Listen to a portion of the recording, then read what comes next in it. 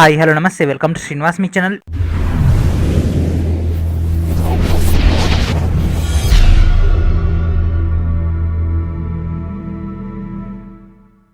ఈరోజు ఈ వీడియోలో మనం ఆర్ఆర్సీ గ్రూప్ డి అండ్ అదేవిధంగా ఎన్టీపీసీ CPT-2 యొక్క ప్రిపరేషన్లో భాగంగా కెమిస్ట్రీలోని పీరియాడిక్ క్లాసిఫికేషన్ ఆఫ్ ఎలిమెంట్స్ అంటే ఈ యొక్క పీరియాడిక్ టేబుల్లో ఉన్నటువంటి బేసిక్ అయినటువంటి డీటెయిల్స్ అంటే John Newland, Mendeleev, Moseley and అదేవిధంగా డాబర్నీర్ల గురించి డీటెయిల్గా డిస్కస్ చేద్దాం. ఆల్రెడీ మనం రీసెంట్గా కండక్ట్ చేసుకున్నటువంటి లైవ్లో భాగంగా వీటి యొక్క ఇంట్రడక్షన్ డిస్కస్ చేసుకున్నాం కదా. సో ఈ యొక్క టాపిక్లోంచి ఈ యొక్క ఎగ్జామ్లో అడుగుతున్నటువంటి క్వశ్చన్స్.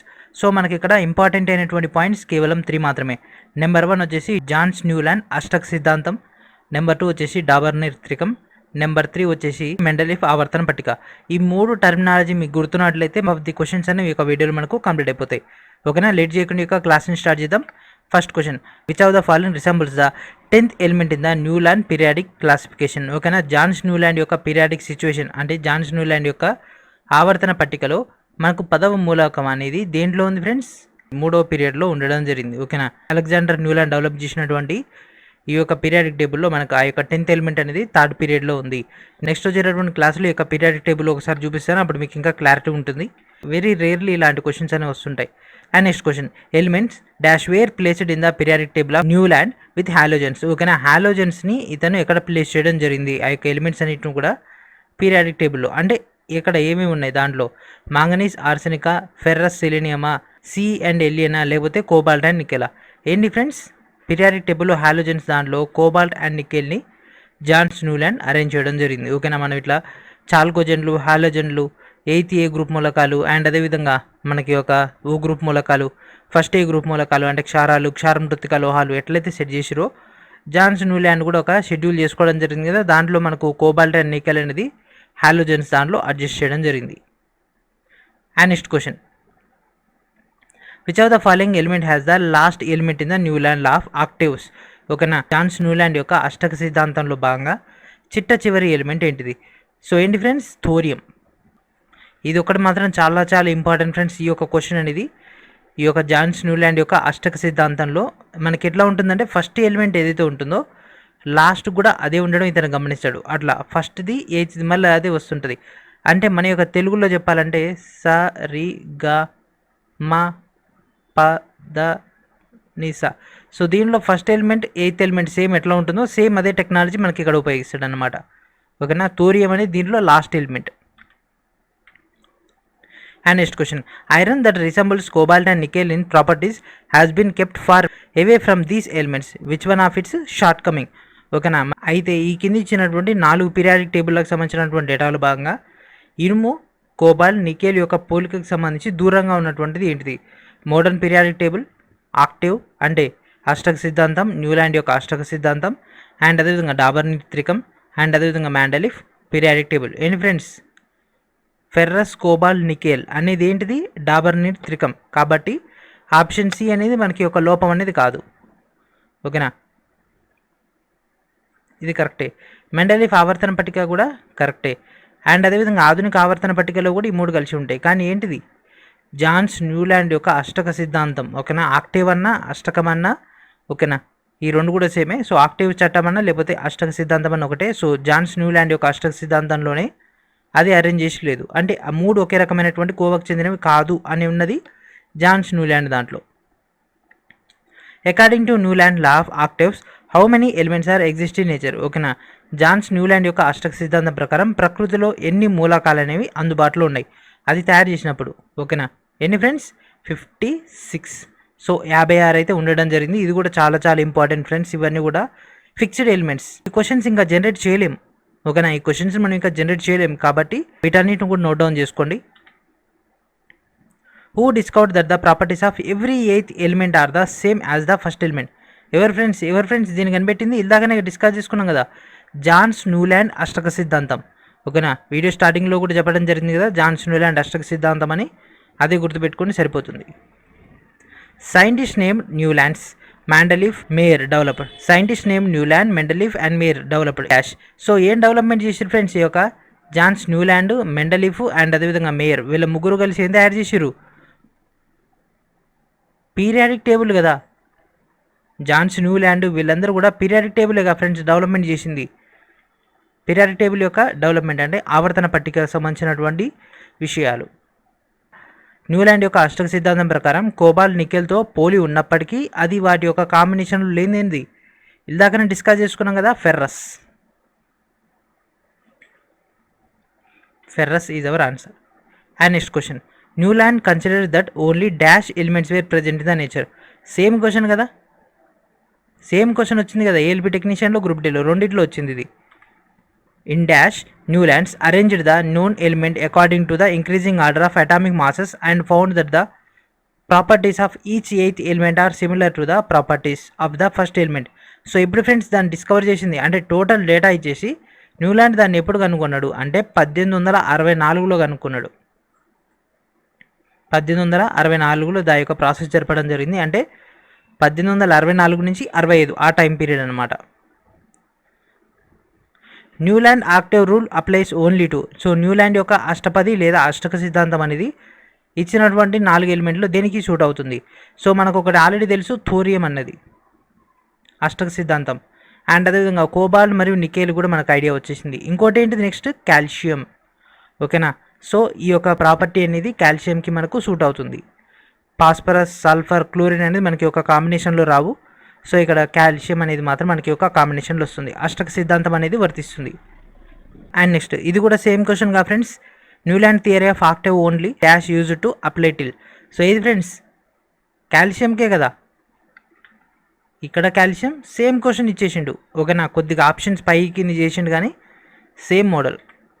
అండ్ అదేవిధంగా ఇప్పటివరకు మనం డిస్కస్ చేసుకున్నటువంటి క్వశ్చన్స్ అండ్ అదేవిధంగా అప్కమింగ్ వచ్చేటటువంటి క్వశ్చన్స్ అన్నిటి యొక్క టోటల్ డేటా కూడా ఈ యొక్క బుక్లో మీకు అందుబాటులో ఉంటుంది. From 1992 to 2021 up to phase 5 దాకా ఉన్నటువంటి అన్ని క్వశ్చన్స్ కూడా మీకు ఇక్కడ అందుబాటులో ఉంటాయి.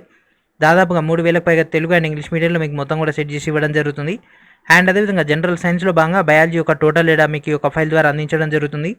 ఇండియన్ జియోగ్రఫీ, వరల్డ్ జియోగ్రఫీ ఈ యొక్క బుక్ నుంచి ఏన్షియంట్, మిడివల్, మోడర్న్ అండ్ అదేవిధంగా వరల్డ్ హిస్టరీ యొక్క బుక్ కూడా మీకు అటాచ్ చేసి ఇవ్వడం జరుగుతుంది.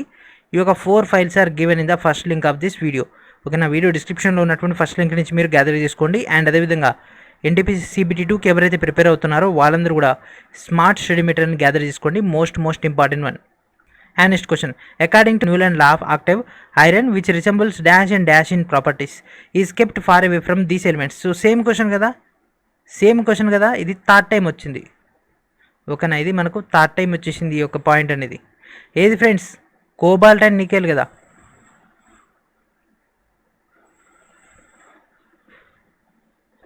సో ఏంటి ఫ్రెండ్స్, కోబాల్ట్ అండ్ నికెల్ మాత్రమే, ఎందుకంటే మనకు అక్కడ ఐరన్ ఆల్రెడీ ఇచ్చేసిండు, అంటే ఫెర్రస్ గురించి ఇచ్చేసిండు కాబట్టి కోబాల్ట్ అండ్ నికెల్ ఆ యొక్క కాంబినేషన్ మాత్రమే అది అట్లా మిస్బిహేవ్ చేస్తుంది కాబట్టి ఆ ఒక్క దాని గురించి అడిగిండు కాబట్టి ఆ ఒక్క పాయింట్ ఒక్కటి మనం రాసుకుంటే సరిపోతుంది. And next question, which of the following classification was based on the atomic masses. అంటే పరమాణు ద్రవ్యరాశుల గురించి ఎవరు వర్కౌట్ చేసిరు.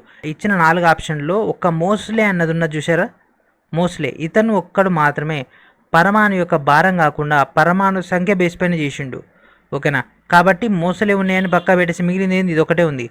డాబర్నీర్, జాన్స్ న్యూలాండ్ అండ్ అదేవిధంగా మెండలీఫ్, వీళ్ళ ముగ్గురు కూడా పరమాణు భారాల గురించి, పరమాణు భారాలు, ఆవర్తన ప్రమేయాలు అనేటటువంటి పాయింట్ ఆఫ్ వ్యూలోనే ఇతను క్లాసిఫికేషన్ చేయడం జరిగింది. ఒక మోస్లే మాత్రమే పరమాణు సంఖ్య బేస్ పైన చేసిండు.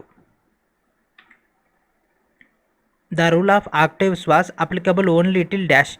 సేమ్ క్వశ్చన్ కదా, ఏంటి ఫ్రెండ్స్, కాల్షియం. ఓకేనా, సేమ్ క్వశ్చన్గా ఫ్రెండ్స్, ఏ మాత్రం కూడా చేంజ్ లేదు. ఇది కూడా థర్డ్ టైం వచ్చేసింది. ఓకేనా, అదే ఫ్రెండ్స్ మనకు రైల్వేలో ఉన్నటువంటి బెనిఫిట్, అదే క్వశ్చన్ మళ్ళీ రిపీట్ చేస్తూనే ఉంటాడు. Which one of the following triads represent the Dobereiner triad. ఈ కింది వాటిలో ఏది డాబర్నీర్ త్రికానికి సంబంధించింది. ఓకేనా, ఏది friends, lithium, sodium, potassium. Option A is our answer. Lithium, sodium, potassium మాత్రం మనకు సెట్ అవుతుంది.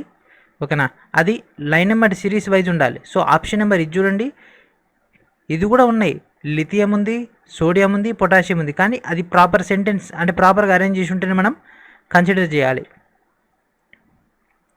The first and third member of the Dobereiner triad are phosphorus and antimony. అయితే సెకండ్ ఎలిమెంట్ ఏంటిది. సో ఇక్కడ ఏమేమి ఇచ్చేసిండు ఫ్రెండ్స్, ఫాస్ఫరస్ ఇచ్చేసిండు and అదేవిధంగా యాంటిమోనీ ఇచ్చేసిండు, మధ్యలో ఉంటుంది ఫాస్ఫరస్, ఆర్సెనిక్, యాంటిమోనీ. ఆర్సెనిక్, ఓకేనా, ఫాస్ఫరస్, ఆర్సెనిక్, యాంటిమోనీ ఇది మన యొక్క కాంబినేషన్ చాలా చాలా ఇంపార్టెంట్. ఇట్లా మనకు కొన్ని కాంబినేషన్స్ ఉంటాయి. డాబర్ నీర్ త్రికాలు అనేవి కేవలం 3-4 మాత్రమే ఉంటాయి. 3-4 మనకు నోటికి వచ్చేస్తే సరిపోతుంది. ఈజీగా ఆన్సర్ అని చేసేయచ్చు. And next question, which of the following is the third element of the Dobereiner triad which also include in the lithium sodium. ఓకేనా, సో లిథియం సోడియం తర్వాత ఈ యొక్క 3 ఆప్షన్ అంట. సో ఆల్రెడీ ఈ క్వశ్చన్ ఇందాకనే చేసినాం కదా, లిథియం సోడియం. ఈ నెక్స్ట్ టైం వచ్చింది potassium. So what is our answer? A is our answer. So మనకి ఇక్కడ ఉన్నటువంటి కాన్సెప్ట్ పైన బాగా గ్రిప్ ఉందనుకోండి, ఎట్లా క్వశ్చన్ అడిగినా కూడా మనం ఆన్సర్ చేయగలం. మనకు అక్కడ నేమ్కి సింబల్ కూడా గుర్తుండాలి. పొటాషియం అంటే కే అని రాస్తాం. ఎందుకు? సో పొటాషియాన్ని మనం పి అని రాయకుండా కే అని రాస్తాం. పి అంటే ఫాస్ఫరస్కి వెళ్ళిపోతుంది కాబట్టి. అట్లా మనకు ఆల్టర్నేటివ్స్ అంటే ఆ యొక్క దేశాల పేరు పైన కానీ, దాన్ని కనుగొన్నటువంటి రసాయన శాస్త్రవేత్తల పేరు పైన కానీ, లేకపోతే దాని యొక్క లాటిన్ నేమ్ పైన కానీ మనకు ఆ యొక్క టర్మినాలజీ వస్తుంది కదా, అది కూడా అడుగుతాడు. పొటాషియంని కే అని ఎందుకు రిప్రజెంట్ చేస్తాం? కింద ఆప్షన్లో మనకి ఒకటి మాత్రం కరెక్ట్ ఉంటుంది కదా, అది ఆల్రెడీ మనం గతంలో డిస్కస్ చేసుకుంది లైవ్ వీడియోలో. ఒకసారి ఆ యొక్క లైవ్ వీడియో చూడండి, మీకు ఆ యొక్క డౌట్స్ అన్ని కూడా క్లారిఫై అయిపోతాయి. Which of the following metal can not easily cut by knife. ఓకేనా, కత్తితోటి ఈజీగా మనం కట్ చేయలేనిది ఏంటిది? పైన ఇచ్చినటువంటి 4 ఆప్షన్లు ఒకటి ప్రతి ఒక్కరు వాడే ఉంటారు, దట్ ఈజ్ అల్యూమినియం. ఓకేనా, సో అల్యూమినియం ఫ్రేమ్స్ అవన్నీ మనం చూసే ఉంటాం. So this is our answer. Sodium చాలా మెత్తగా ఉంటుంది, ఇది వెన్న లెక్క ఉంటుంది. లిథియం కూడా, అండ్ అదేవిధంగా పొటాషియం. సో మనం ఈజీగా కట్ చేయొచ్చు దీన్ని ఇట్లా పీసెస్ స్లైస్ అంటారు కదా, సో స్లైస్ చేయొచ్చు అనమాట ఈ యొక్క సోడియాన్ని. ఇది నీటిలో వేసినట్టయితే చర్య జరుపుతుంది. యూట్యూబ్లో చాలా వీడియోస్ ఉన్నాయి, సోడియం రియాక్ట్ విత్ వాటర్ అని చూడండి, చాలా వీడియోస్ అనేవి లభిస్తాయి. సో కత్తితో సులభంగా కోయలేనటువంటిది అల్యూమినియం. సులభంగా కోసేటటువంటి మనం అన్ని ఫ్రేమ్లు ఎందుకు తయారు చేస్తాం? మనకు విమానాలు ఎట్టే ఎగురుతాయి. ఓకేనా, చాలా వాటికి మనం ఈ యొక్క అల్యూమినియం ఉపయోగిస్తాం కాబట్టి option A is our answer. What did Dobereiner identify and name a group of 3 elements. So మనకు 3 ఎలిమెంట్లు కనుక కలిసి ఉన్నట్లయితే దాన్ని అంటే ఆ యొక్క కాంబినేషన్స్ ప్రకారంగా వాటిని సెట్ చేసిండు కదా డాబర్ నీర్, వాటిని ఏమని పిలిచిండు? ఏమన్నాడు ఫ్రెండ్స్? డాబర్ నీర్ ట్రైడ్ అన్నాడు. డాబర్ నీర్ ట్రైడ్ లేదా డాబర్ నీర్ త్రికం అంటారు. తెలుగులో డాబర్ నీర్ త్రికం అంటారు, ఇంగ్లీష్లో డాబర్ నీర్ ట్రైడ్ అంటారు. And next question, when the elements are arranged in the increasing order of atomic weight. అంటే పరమాణు భారాలకు సంబంధించి వాటిని కనుక ఇంక్రీజ్ చేసినట్లయితే the atomic weight of the middle element is approximately the average of atomic weight of 2 other elements. ఈ రూల్ని ఏమంటాం? దాన్ని ఏమంటాం ఫ్రెండ్స్? డాబర్ నీర్ త్రికం అంటాం.